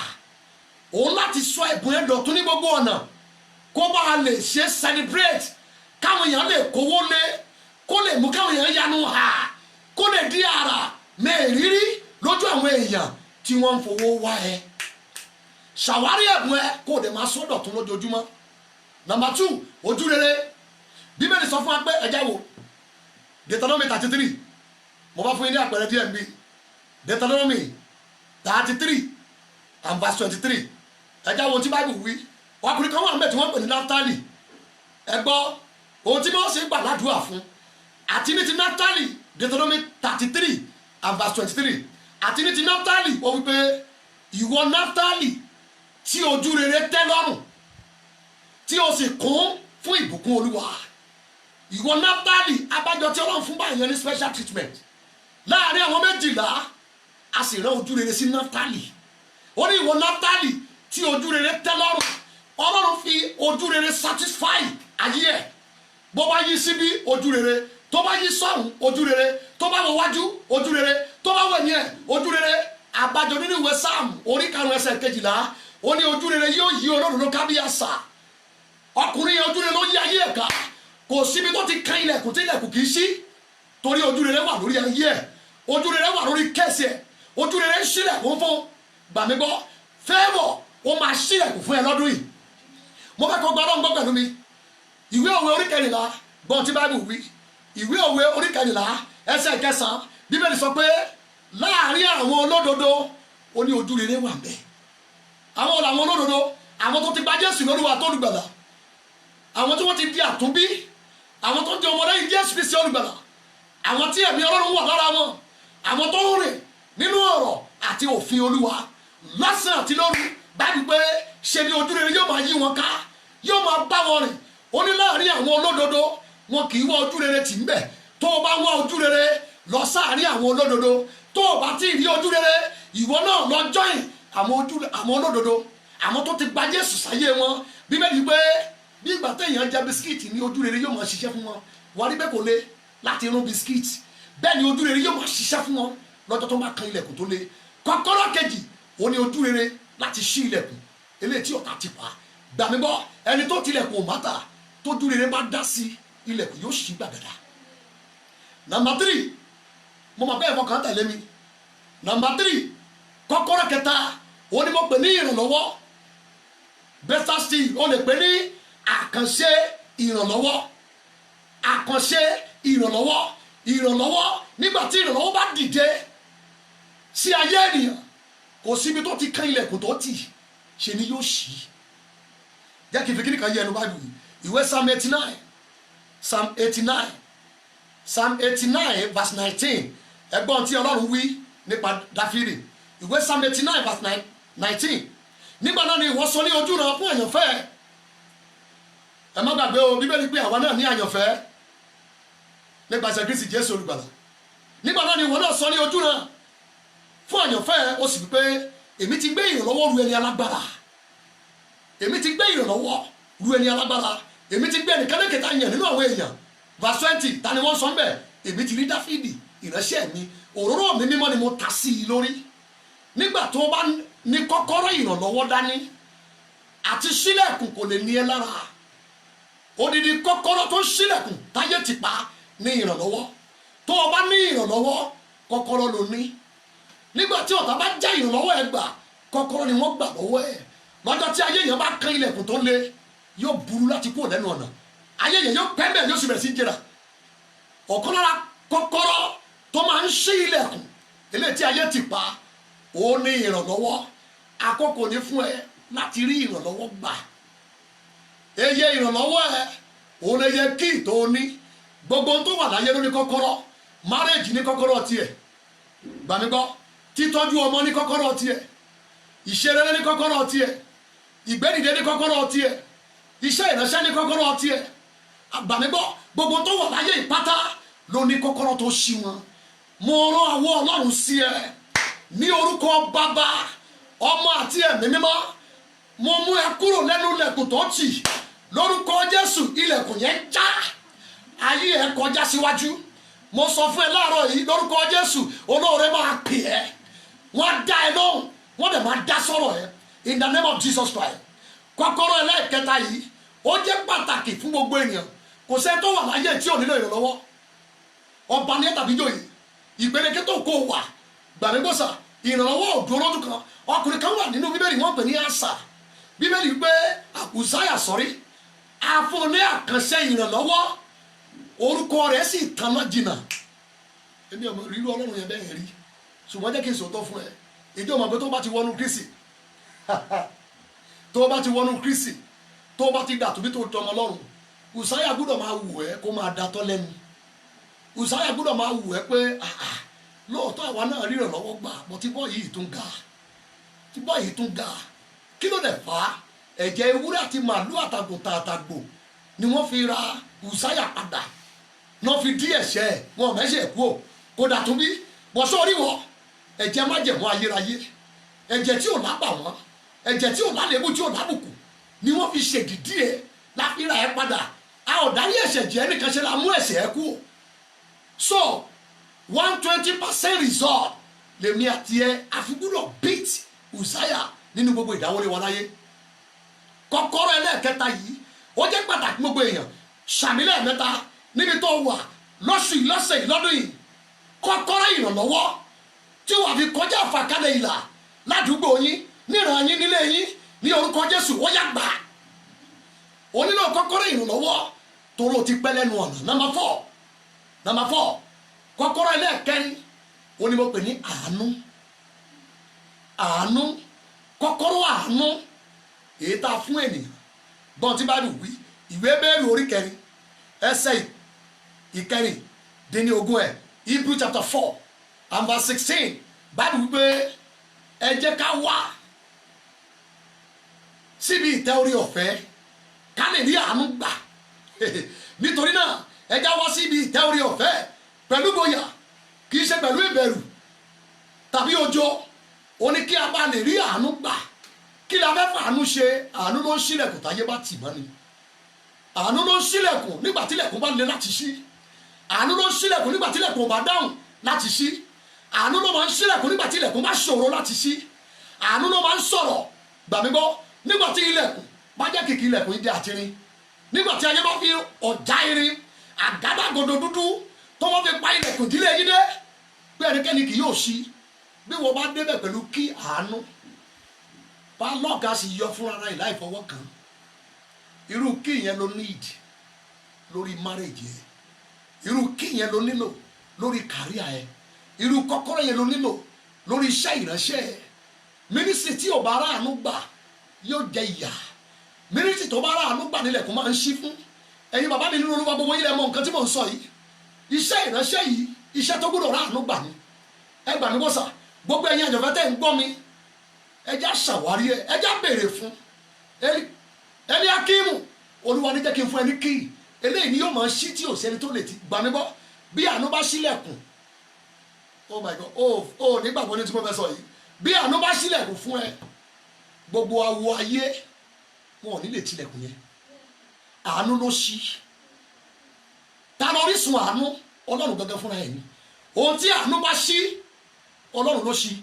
Ohun tí Ọlọ́run ò bá ti lè ṣí ni àánú ò lè ṣí. Jẹ́ kí n sọ̀tọ̀ fún ẹ. Ohun tí Ọlọ́run ò bá ti lè ṣí ni ìrànlọ́wọ́ ò lè ṣí. Ohun tí Ọlọ́run ò lè ṣí lójú rere ò lè ṣí o.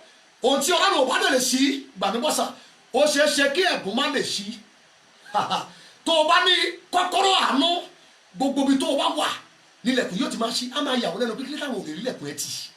Àánú ló ṣí, kò ṣeé tì pa. O nílò àánú kí lẹ̀kùn bá lè ṣí. Genesis 39 jẹ́ nǹkan kankan sí ẹlẹ́tì verse 21. Genesis 39 and verse 21. Ṣùgbọ́n Olúwa wà pẹ̀lú Jósẹ́fù, ó sì ṣàánú fún, ó sì fún ní ojú rere lójú onítúbú. Kò máa yẹ lẹ́nu bí ẹlẹ́wọ̀n ṣe ṣe rere lẹ́wọ̀n. Ọmọ àjèjì, ọmọ ilẹ̀ onílẹ̀, ó dé ìlú onílùú, ó sì dolórí. Ẹ gbà mí bọ́sà, kò ní nìkan níbọ̀dì tẹ̀ka fún. Àánú ṣílẹ̀kùn. Àánú yẹn dá gbogbo àwọn ọba ìjọ. Oh my God, in short, èmi ò rírú àánú tó gbóná bẹ́ẹ̀ yẹn rí. Láti inú ẹ̀wọ̀n, láti ilé Pọ́tífárì, gbogbo ibi tọ́mọ yẹn ń yà, àánú dẹ̀ ń ṣí gbogbo lẹ̀kùn. Onítúbú gan ọmọ tó lè ṣe. Ayé Joseph mesmerize ẹ̀, ó dà láàmú, kò mọ tó lè ṣe. Àtọ̀pá ìdádìbàbà tó ló gbèrè lọ́wọ́, kí lọ́mọ yẹn déwájú ọba sí? Kò dédé débẹ̀. Àánú ló ṣílẹ̀kùn kó nǹkan tó wọ bẹ̀. Àánú yóò ṣílẹ̀kùn lọ sáàárín àwọn ẹni ńlá pé kán gbọ́ òun lẹ́nu ẹ̀. Wò mí wò, o iṣẹ́ ni tí wọ́n ń fọwọ́ ránṣẹ́. Ìran yìí wọ́n gbọ́dọ̀ gbóhùn ẹ̀. Ìran yìí wọ́n gbọ́dọ̀ gbóhùn ẹ̀. Ìran yìí gbọ́dọ̀ rí ọwọ́ ẹ̀. Wọ́n gbọ́dọ̀ mọ̀ pé ìwọ lára wáyé. Mo pàṣẹ lórúkọ Jésù Olùgbàlà. Kọ́kọ́rọ́ àánú sí gbogbo ilẹ̀kùn láti ṣí ṣàmìlẹ̀ mẹ́ta ó yá gbà. Ààrẹ àánú gbà odidi àmì búburú láyé èèyàn ni. Ààrẹ àánú gbà èdìdí òkùnkùn láyé èèyàn ni. Ààrẹ àánú gbà ègún lórí ayé èèyàn ni. Ààrẹ àánú gbà ẹgbàmígbòsà nígbà tí èèyàn bá ní kọ́kọ́rọ́ àánú lẹ́nu lẹ̀kùn, ṣe ni ọmọ aráyé fẹ́ jẹ́yà láti gbèsè lára ẹ̀. Wọ́n rán ẹ sí mi, wọ́n rán mi sí ẹ láàárọ̀ ìfẹ́ wípé o nílò kọ́kọ́rọ́ àánú eléyìí tó lè ṣílẹ̀kùn ní gbogbo ilẹ̀kílẹ̀ tó bá yá, ní gbogbo ilẹ̀kílẹ̀ tó bá dé. Number 5, gbọ́ eléyìí dáadáa. Kọ́kọ́rọ́ ẹlẹ́ẹ̀karùn-ún, ibẹ̀ máa ti dúró. Kọ́kọ́rọ́ ẹlẹ́ẹ̀karùn-ún, ó ní mo pè ní kọ́kọ́rọ́ àdúrà. Kọ́kọ́rọ́ àdúrà. Kọ́kọ́rọ́ àdúrà. Kọ́kọ́rọ́ àdúrà lọ́wọ́ ọmọ Ọlọ́run. Tó o bá ní kọ́kọ́rọ́ ẹ̀bùn tí wọn ọjọ́ orí ìlú tó fọwọ́ ayé bò mọ́lẹ̀, tó o bá ní kọ́kọ́rọ́ ojú rere, àgàgà táwọn tó ju ẹ lọ bá jagbà, tó o bá ní kọ́kọ́rọ́ ìrànlọ́wọ́ tẹ́nìkan dìde nítorí ìlara láti bá tiẹ̀ jẹ́ tó jagbà, tó o bá ní kọ́kọ́rọ́ àánú torí pé ọmọ aráyé fàmì sí ẹ lára káwọn olóore máa sá fún ẹ. Ọmọ Ọlọ́run wo bí wò eléyìí, ó gangan ni mo pè ní bàbá kọ́kọ́rọ́. Ó ní àdúrà. Jẹ́ fi kíríkà ẹ̀ nínú ìwé Luke orí 22, Luke 22 and verse 44. Luke 22 verse 44. Gbọ́n tí Bíbélì wí. Bí ó sì ti wà ní wàyà ìjà, ó gbàdúrà sí i kíkankíkan. Òógùn rẹ̀ ti dàbí ìró ẹ̀jẹ̀ ńlá, ó ń kan sílẹ̀. Jésù gbàdúrà. Wàá máa bẹ̀rẹ̀ pé lọ́wọ́ mi pé báwo ni ilẹ̀kùn ṣe ṣí fún. Èmi àwọn máa dá ẹ lóhùn pé bọ́lá sí Psalm 24. Ní Psalm 24 verse 9. Láì tó gbàdúrà tó ògùn jáde lára ẹ̀. Ó ní ẹ gbé orí yín sókè, ẹ̀yin ẹnu ọ̀nà. Ilẹ̀kùn kì í tì má ládùúà. Tó o bá ti ṣàwárí ẹ̀bùn ẹ, tí wọn ò jẹ́ kó rójú rẹ gbà, tí wọn ò jẹ́ kó rí ìrànlọ́wọ́ gbà, tí wọn ò jẹ́ kó rá àánú gbà, ọmọ Ọlọ́run lọ dúró tilẹ̀kùn yẹn pẹ̀lú kọ́kọ́rọ́ àánú. Ó lè má mì láàrin ọdún kan, wọ́n máa gbé ṣáàdúrà ẹ̀ máa gbọ̀ṣà. Jókòó ti ìwé Róòmù orí 12 ó ní ẹ máa dúró gangan nínú àdúrà ẹ dúró mẹ́ ẹ má yẹsẹ̀ gbàtí Jésù náà máa dáhùn ó ní ẹ máa gbà láìsinmi láìsàárẹ̀ gbàtí Jòhánù máa sọ̀rọ̀ ó ní ẹ máa béèrè títí ayọ̀ yìí ó fi kún Mátíù wípé béèrè á sì fún ẹ ó ní torí pé tó bá béèrè ló máa ń rí gbà ìjọ ti dẹnu lẹ̀kùn tó tì wọ́n rán mi sí ẹ ìjọ ti dẹnu lẹ̀kùn tó tì tí ẹnikẹ́ni kì í kọjá nínú ìdílé yín ìjọ ti dé ilẹ̀kùn tó tì níbi tí wọ́n tẹ bọ́sọ̀p tí gbogbo ọmọdé yín dé tí wọ́n ń tẹ̀ wọ́n lórí bá ìjọ ti dẹnu lẹ̀kùn tó tì táwọn tó ní tó ń ṣàgbé lọ́jọ́ alẹ́ ṣerú ìran yẹn ló ti wá ìjọ ti dẹnu lẹ̀kùn tó tì tí wọ́n ní ó di èèwọ̀ fún ẹ tó bá kàwé láti dìde láyé nínú ìdílé yín ìjọ wọn ní tó ti wà ó ti kán lẹ̀kùn tó tì oh my God tó di pé àwọn tí ò tó ẹ wọ́n ti wá ń gbà yín nímọ̀ràn àwọn tó tí ò tó ẹ náà tó ń yá ẹ lówó wọ́n tún ń kìlọ̀ fún ẹ pé wàá san padà o ìjọ ti ká ilẹ̀kùn tó tì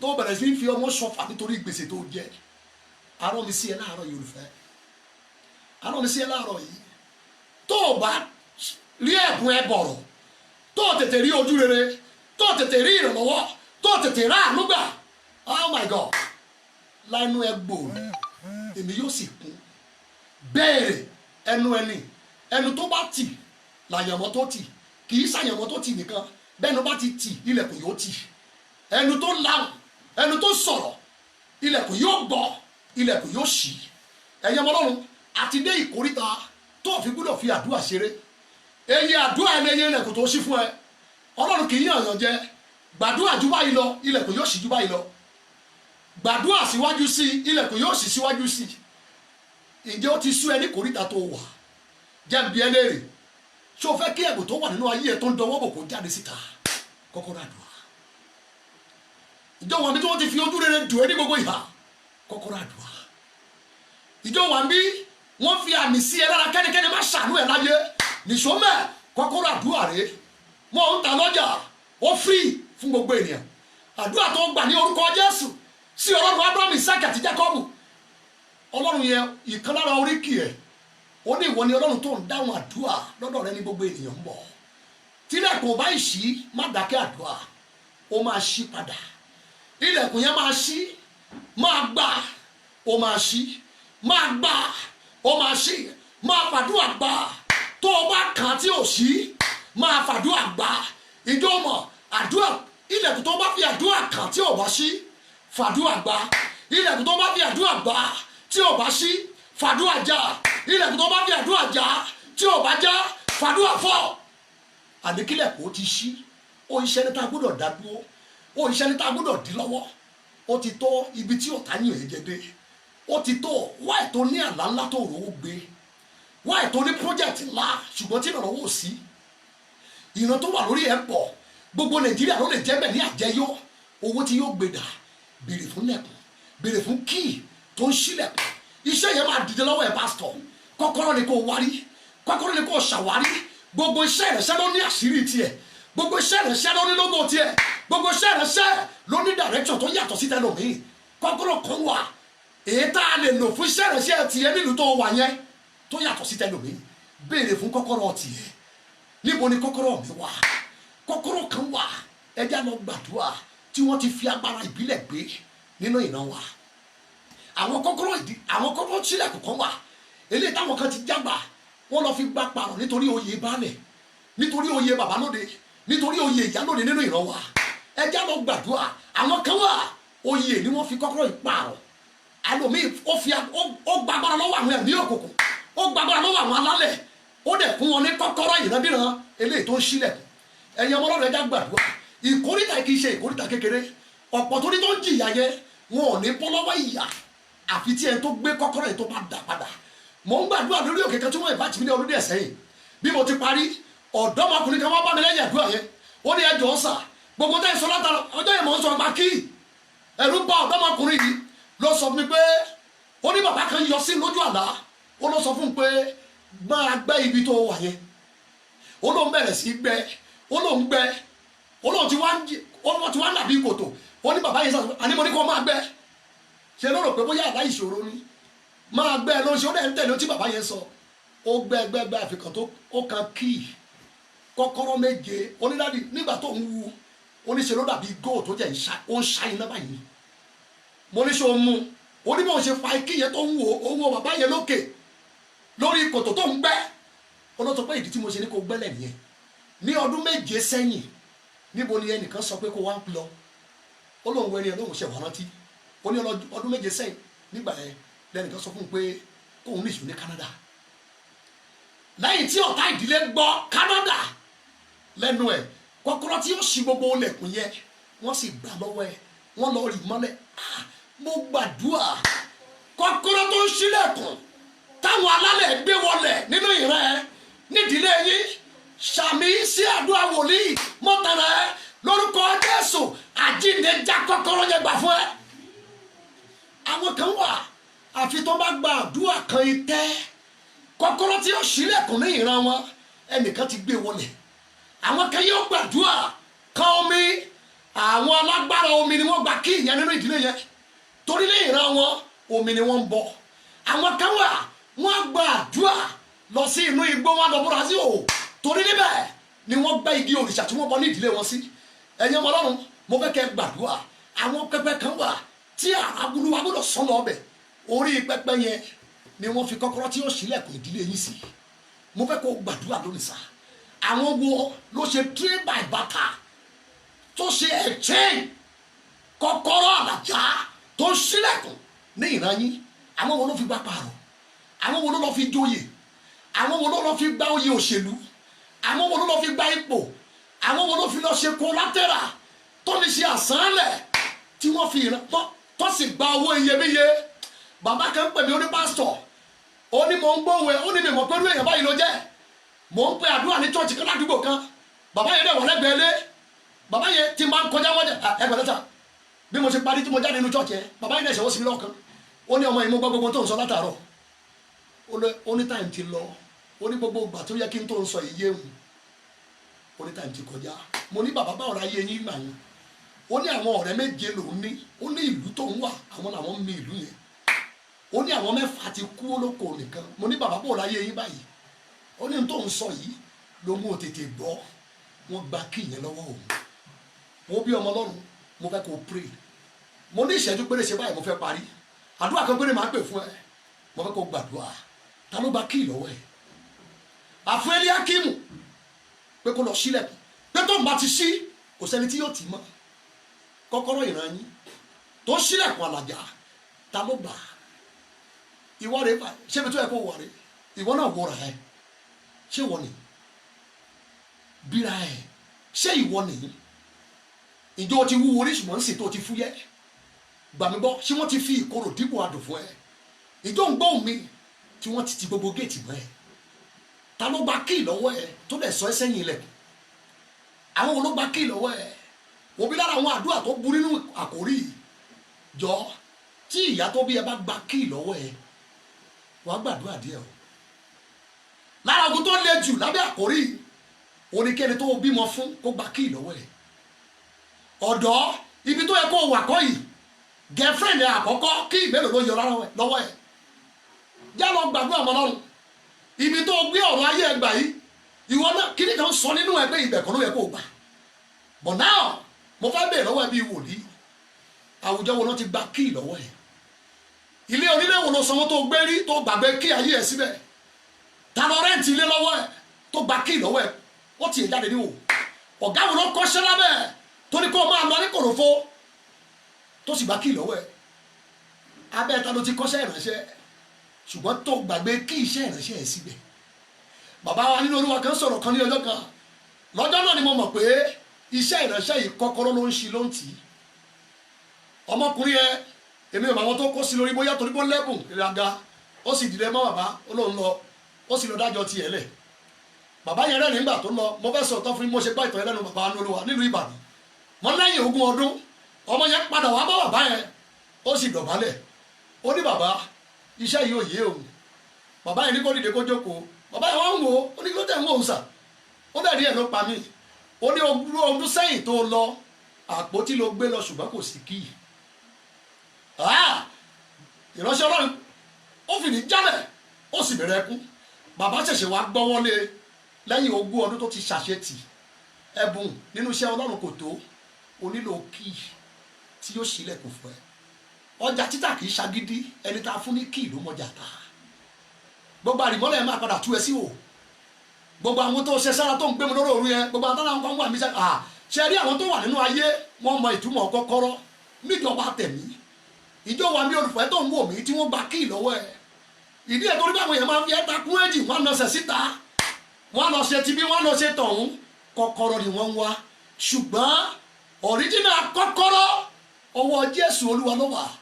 Kò sóhunkóhun tó o lè gbà láì ṣe kó fún ẹ látọ̀run. Má fagídí wá, ọ̀dọ̀ ẹ̀ ló wà. Bẹ̀rẹ̀ àdúrà tó ò bá jẹ́ kí ẹ̀bùn ẹ̀ ṣiṣẹ́. Bẹ̀rẹ̀ àdúrà tó ò bá jẹ́ kó rojú rẹ gbà. Bẹ̀rẹ̀ àdúrà tó ò bá jẹ́ kó rí ìrànlọ́wọ́ gbà. Bẹ̀rẹ̀ àdúrà tí wọ́n bá tilẹ̀kùn àánú mẹ́ tó ò jẹ́ kó rán àánú gbà. Ọmọ Ọlọ́run, kò sí alágbára yẹn láyé yìí tó lè dúró níwájú àdúrà ọmọ kékeré tó ń bá Ọlọ́run Jèhófà ńlá sọ̀rọ̀. Ta ló gba kíì lọ́wọ́ ẹ̀? Ọjọ́ wo ló sọ kíì nù? Mo ló gbàgbé kíì ẹ̀ sí. Kíì ta fún ẹ látọ̀run pé kó máa fi ṣí, kó máa fi tì. Àwọn wo ló fi wọnú ẹgbẹ́? Àwọn ló fi kọ́kọ́rọ́ tiẹ̀ gboyè nínú ẹgbẹ́ àjẹ́. Àwọn ló fi kọ́kọ́rọ́ tiẹ̀ tí wọ́n fi gboyè balógun. Oyè ọ̀tún, oyè òsì. Mi ní gbàgbé bàbá yẹn tó ní àsìkí àwọn ọmọ mẹ́rẹ̀ẹ̀rin ló ń lò ló fi bá ààrẹ orílẹ̀-èdè ṣiṣẹ́ fún ọdún 8. Ẹ̀yin ọmọ Ọlọ́run, ayé ti kọjá eré, kò sẹ́nikẹ́ni tó gbọ́dọ̀ gbára lé. Jésù nìkan ni kò fẹ̀mí tẹ̀. Gbogbo ibi ló burú. Gbàmígbọ́, oúnjẹ lẹ́lòmí ìjẹ wọn gbà kíì lọ́wọ́ ẹ̀. Ìbálòpọ̀ ìṣẹ́jú márùn lẹ́lòmí ṣe, gbogbo kọ́kọ́rọ́ ayé ni wọ́n kó. Kò erí gbà padà títí dàárọ̀ yìí, ṣe ló dẹni àrìnkiri. Ìjọ ń gbọ́ mi tí wọ́n ti fàmì sí ẹ lára pé sáǹsà àti alárìnkiri ó máa ṣe láì nílẹ̀ kò tó ṣí láyé. Ìjọ ń gbọ́ mi tí wọ́n ti ṣépè fún ẹ pé gbogbo tó o bá dé láyé ṣe ni kó máa takò ẹ, wọn gbọ́dọ̀ sí ẹ lóore. Kọ́kọ́rọ́ ni wọ́n gbà. Àkókò ẹ nìyí láti gbàdúrà kí ìró àágùn lára ẹ kó máa kánlẹ̀ bí ìró ẹ̀jẹ̀. Mo fẹ́ kẹ́ porúkọ Jésù láàárọ̀ ẹ̀yẹn yẹn fẹ́. Mo ní ìṣẹ́jú 2 3 láti kúrò lórí ètò yìí. Mo sì fẹ́ kó gbàdúrà bí o ti ń wò mí olùfẹ́. Jẹ́ kí n sòótọ́ fún ẹ, tó bá gba kíì lọ́wọ́ ẹ, ẹni tó ní original kíì ló lè tọrọ padà. Àwọn kan wá ní tí kíì bá sọnù, wọ́n ní kí wọ́n lọ sọ́dọ̀ àwọn kan tó ń rọ kíì, bóyá kíì mọ́tò tàbí kíì ilé. Ẹni tó ń rọ kíì tó ń ṣílẹ̀kùn àlàjá, òun ni Ọlọ́run nípasẹ̀ Jésù. Ọmọ Ọlọ́run tó ń gbóhùn mi, má kígbe láì ní Jésù. Ṣe ni igbe Olúwa yóò dàbí igbe ajá. Bíbélì pé ìta ni àwọn ajá wà, ọmọ ló wà nínú ilé. Òun láti join àwọn ọmọ tá a fún ní kọ́kọ́rọ́. Èyí tí ó ṣí tí ò sẹ́ni tí ó lè tì, èyí tí ó tì tí ò sẹ́ni tí ó lè ṣí. Àárín àwọn ọmọ òun ni Ọlọ́run ti máa ń pín kọ́kọ́rọ́ yẹn. Ìwọ náà lè wà lára wọn bí mo ṣe ń bá ẹ sọ̀rọ̀ yìí. Tó o bá tí ì ní Jésù, àkókò lélẹ́yìí, mo fẹ́ kó yọ̀ǹda ayé ẹ̀ fún Jésù. Òun ló lè ṣàwárí kọ́kọ́rọ́ tí wọ́n ti jí gbé nínú ìran yín. Òun ni yóò fi ìran àti àṣírí àlàyé ẹ pé ibi ni kò pè gbà. Mo fẹ́ kó yọ̀ǹda ayé ẹ̀ fún Jésù. Ẹni tó yí ìgbà àti àkókò padà, ẹni tó ń sọ ọba kalẹ̀ tó tún bẹ̀rù ní ìlékè. Òun nìkan ló mọ ìtàn ìran yín. Ìwọ ò mọ àwọn àgbà tí ìbá sọ fún ẹ wọ́n ti kú. Òṣì ló pa wọ́n. Sítórì wo ló fẹ́ sọ fún wọn nígbà táwọn ọ̀dọ́ òrìlẹ̀ kù sí. Ayérayé nínú ayé, ẹni tó ń sọ òpin láti ìpilẹ̀ṣẹ̀, òun ló lòun ní kọ́kọ́rọ́ lọ́wọ́. Kódà ó ṣiṣi débi pé ó lóun tún lè ṣí ipò òkú, òun tún lè ti pa. Má fi irú ẹni bẹ́ẹ̀ yẹn ṣàpàdà. Òun ní kò fa ayé ẹ̀ fún, yọ̀ǹda ayé ẹ̀ fún. Lẹ́yìn náà jẹ́wọ́ ẹ̀ṣẹ̀ ẹ̀ fún. Sọ pé kó dáríjì ẹ, pé Jésù yẹn sínú ayé ẹ. Nígbà tó bá dé pẹ̀lú ẹ̀mí ẹ nínú ayé ẹ, yóò kà ẹ́ máwọn àyànfẹ́ àti àwọn olódodo níbi tí ẹ̀bùn ọ̀run, ojú rere, níbi tí ìrànlọ́wọ́, níbi tí àánú, gbàmígbọ́ àti ìdáhùn àdúrà wà. Díjú ẹ̀mí tó bá wà. Mo fi ìyọ́nú Ọlọ́run bẹ̀ ẹ́ bí o ti ń wò mí láàárọ̀ yìí. Sọ kẹ́lẹ́kẹ́lẹ́ nínú ọkàn ẹ. Ìwọ tó bá tí ì ní Jésù, ṣùgbọ́n tí ọ̀rọ̀ ẹ ká ẹ mọ́ ibi tó wà, sọ pé bàbá, mo tọ̀ ẹ́ wá nípasẹ̀ orúkọ Jésù. Mo yọ̀ǹda ayé mi fún ẹ. Jésù, mo yọ̀ǹda ayé mi fún ẹ. Mo yọ̀ǹda ọkàn mi fún ẹ. Mo padà lẹ́yìn ẹ̀ṣẹ̀, mo padà lẹ́yìn èṣù, mo padà lẹ́yìn ayé. Jésù, láti èní lọ, mo jẹ́wọ́ ẹ ní Olúwa àti olùgbàlà mi. Wọnú ọkàn mi wá, gbàkóso ayé mi, gba ìjọba ayé mi, sọ mí dọmọ ìmọ́lẹ̀. Láti èní lọ, mo kéde níwájú ayé àti ọ̀run pé mo ti di ọmọ Ọlọ́run, mo ti di àtúnbí.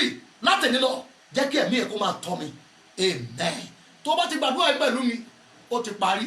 O lẹ́tọ̀ọ́ láti béèrè kọ́kọ́rọ́ tí ìran rẹ ò rí lò, kọ́kọ́rọ́ tí ilé bàbá àti ìyá ẹ ò nílò o lè gba kí ìyẹn láàárọ̀ yìí nípa gbígbàdúrà ní orúkọ Jésù.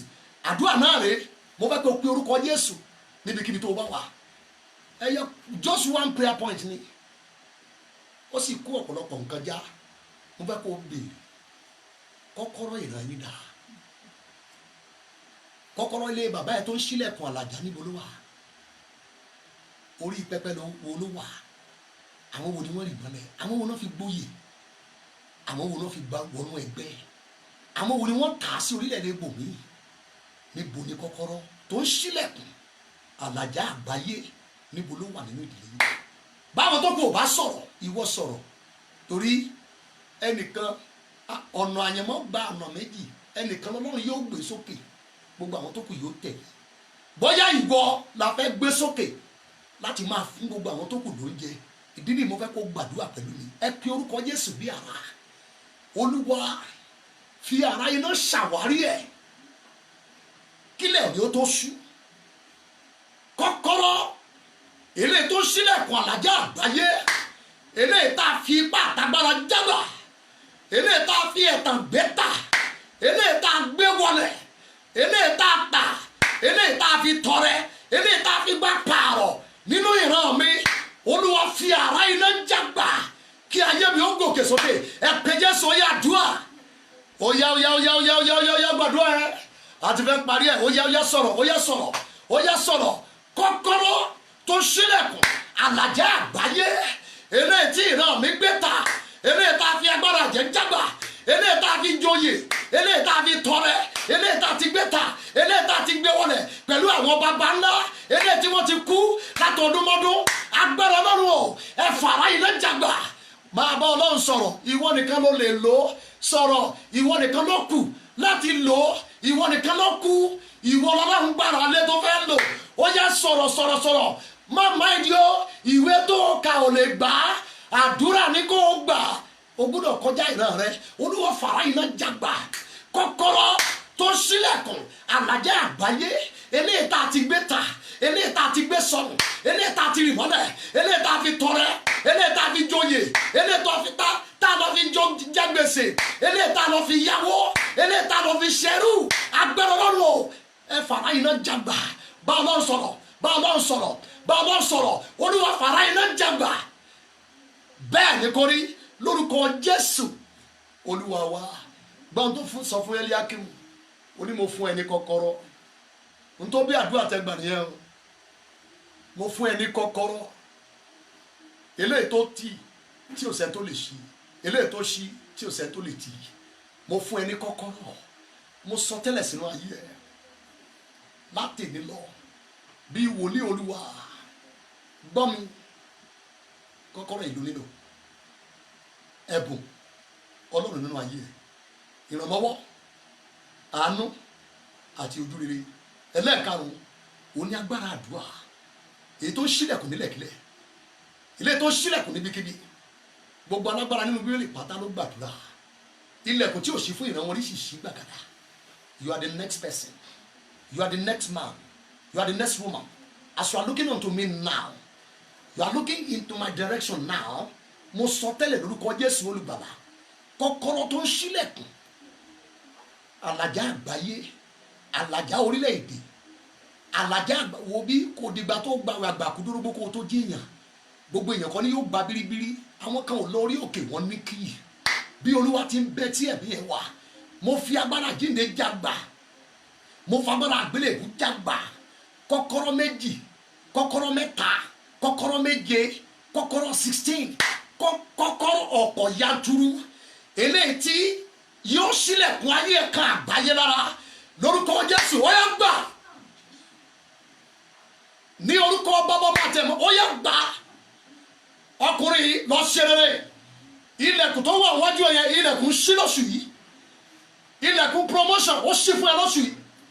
Ilẹ̀kùn ìbísí àti ìrẹsì ó ṣí fún ẹ lóṣù yìí. Ilẹ̀kùn àlàjá nínú iṣẹ́ ìrẹsẹ̀ ó ṣí fún ẹ lóṣù yìí.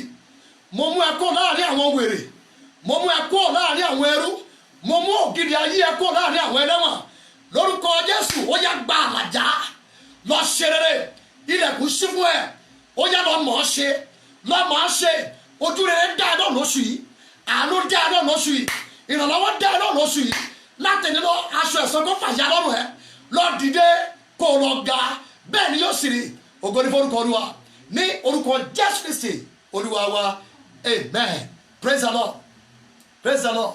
Lágbára Kristi olùgbàlà ní ọjọ́ Sunday látún ríra láàárọ̀ ní ọ̀la ní aago 9 láàárọ̀ ọ̀la aago 8 láàárọ̀ ọ̀la 8 la máa ń bẹ̀rẹ̀ ní aago 8 láàárọ̀ ọ̀la ẹ jẹ́ ká tún pàdé ẹ̀yẹ mọ́ lọ́rẹ̀ máa fi àwọn pàdé méjèèjì ṣe láàrin ọ̀sẹ̀ gbogbo ọjọ́ Thursday and Saturday là ń dì pẹ̀lú ilẹ̀kùn ṣíṣí là ń dì pẹ̀lú ilẹ̀kùn tó ṣí gbogbo ọjọ́ Tuesday prophetic prayer meeting la máa fi ń ṣe àdúrà wòlíì ẹ̀rí lórí àwọn ènìyàn gbàmí gbọ́ wòlíì ni ìran ẹ̀ nílò mi ò sọ pé wòlíì mo ní wòlíì Ọlọ́run mi ò sọ pé wòlíì ayé tàbí wòlíì èké tàbí wòlíì aláròyé rárá wòlíì Olúwa ni ìran ẹ̀ nílò nípa wòlíì la mú Ísírẹ́lì jáde kúrò ní oko ẹrú Fáráò nípa wòlíì náà lọ́lọ́run tó preserve wọn kán má bàa sórí burúkú káyé wọn lè lọ kán bá lè jẹ àjẹyó àti àjẹsẹ́kù nílẹ̀ Kénáánì Ọlọ́run tó yan wòlíì tiwọn gbàgbọ́ ìran ẹ̀ nílò wòlíì àti lólóṣèlú àti láàrẹ àti ní gómìnà ìran ẹ̀ nílò wòlíì ayé ẹ̀ nílò wòlíì eléyìí tó máa já kọ́ọ̀sì ọ̀nà ayé ẹ̀ lọ síbi tí omi tútù ẹ̀ wà kó bá lè jẹ koríko tútù kí àgùntàn ẹ̀ kó bá lè jẹ koríko tútù kó lè kó láàrin àwọn èèyàn ètò wáyé asán mo sọ tẹ́lẹ̀ lórúkọ Olúwa àkọsílẹ̀ tó ní kí ayé má gbé ẹ́ àkọsílẹ̀ tó ní kí ayé má ṣiṣẹ́ lòdì sí ẹ àkọsílẹ̀ tó ní kó má ṣe rere láyé ní orúkọ ní lójú ẹ̀mí ẹ ká fa àkọọ́lẹ̀ yẹn ya kó o dẹ̀ ṣe rere ọ̀nà ẹ̀dẹ̀ máa là máa rí ẹ pẹ̀lú testimony bẹ́ẹ̀ ló dẹ̀ máa rí ògo ní forúkọ Olúwa ní ọjọ́ Sunday láàárọ̀ ní ọ̀la ní aago 8 ẹ jẹ́ kí gbogbo wa pàdé ẹ ṣe rere bẹ́ẹ̀ ni yóò sì rí ọkàn yín yóò balẹ̀ àbọ̀rọ̀ kó wà lórí yín Nàìjíríà kó gba àlàáfíà bẹ́ẹ̀ ni yóò sì rí o lórúkọ Jésù Olúwa wa amen. God bless you.